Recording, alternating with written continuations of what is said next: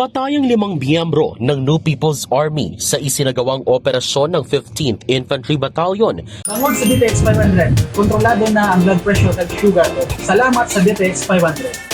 Ng Philippine Army sa bayan ng Cauayan, Negros Occidental noong Sabado, Mayo 16. Sa report na inilabas ng Kalinaw News, isang pahayagan ng Army, isinagawa ang operasyon matapos silang makatanggap ng impormasyon na galing sa mga residente na may rebelde sa kanilang lugar. Narecover sa encounter site ang ilang kalibre ng mga armas, subversibong mga dokumento at mga explosives. Agad namang nagsagawa ng relief operations ang gobyerno para sa mga apektado na mga residente. Balita mula sa Cauayan, Negros Occidental, Zairo Vanalbay.